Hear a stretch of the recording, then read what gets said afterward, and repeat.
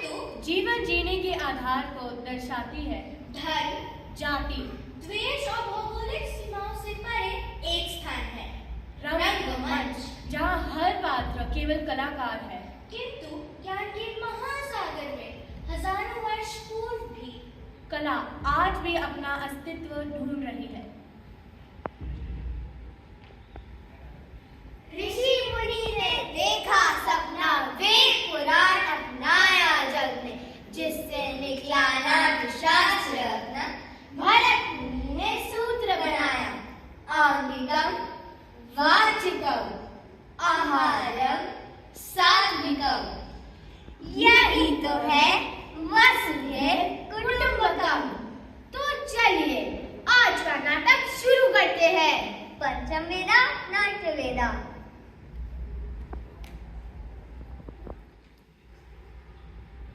प्रणाम स्वीकार करे मुनिवर।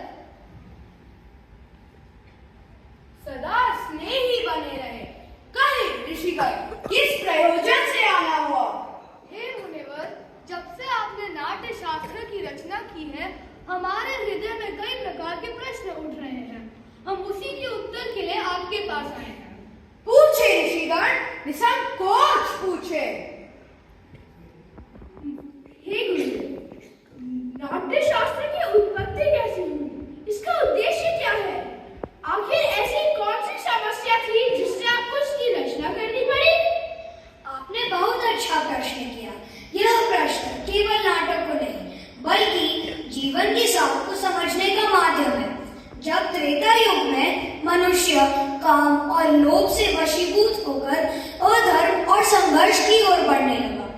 बिल्कुल सही कहा शिष्य। जब वशीभूत अधर्म और संघर्ष की ओर बढ़ने लगा, तब इंद्र ने ब्रह्मा जी से प्रार्थना की कि कोई ऐसा एक माध्यम हो जिसमें देखना और सुनना एक साथ हो, जिससे मनुष्य धर्म, अर्थ, काम और मोक्ष के मार्ग पर लौट सके।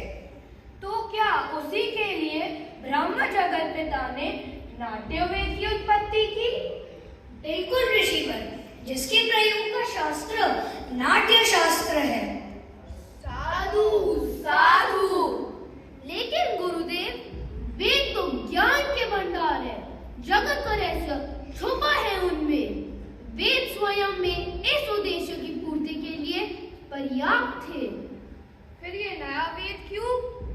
इसलिए कि वह समस्त जन के लिए सुलभ हो, सामान्य जन को नाटक के माध्यम से धर्म के मार्ग पर ले जा सके। इसी मंगल उद्देश्य ब्रह्मा जी ने चारों वेदों को मिलाकर नाट्य शास्त्र की रचना की। चारों वेदों के तत्व वो क्या है गुरुदेव? गुरुदेव आज्ञा दें तो मैं स्पष्ट करूं। बिल्कुल करिए। आप जो यह पाठ सुन रहे हैं, ब्रह्मा जी ने इसे ऋग्वेद से लिया है। इस सुंदर गान का आधार सामवेद है। यजुर्वेद से अभिनय और अथर्ववेद से रस लिया गया है। चारों वेदों को लेकर नाट्य शास्त्र की उत्पत्ति की है।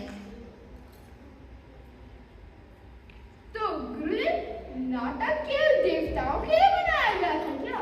नहीं, यही संशय दानवों ने ब्रह्मा जी के सामने रखा था।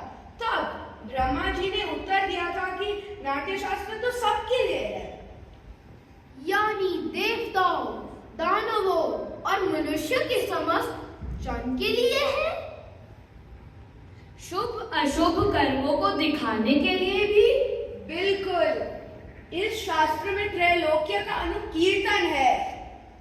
नाटक तो दुख से, थकावट से तथा शोक से पीड़ित लोगों को विश्राम देने वाला है।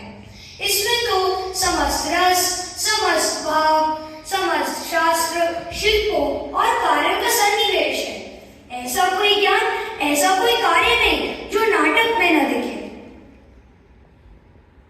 अद्भुत।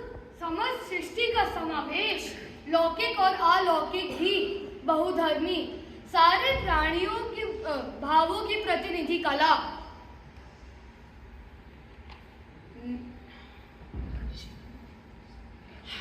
हाँ ऋषिगण, नाट्य को समस्त कलाओं का उद्गम कह सकते हैं, या फिर कह सकते हैं समस्त कलाओं का संगम।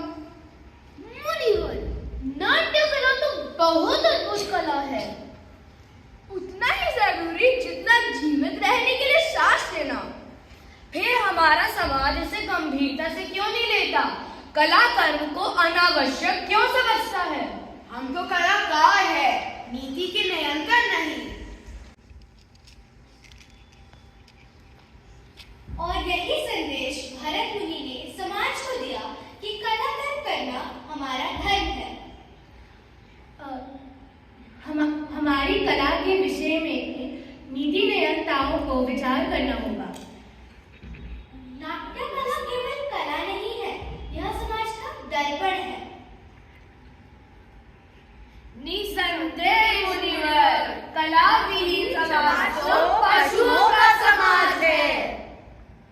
इसी आशा और अपेक्षा के साथ कि समाज कला और कलाकारों को वो स्थान दे जिसके वे अधिकारी हैं, गुरुदेव ने नाट्य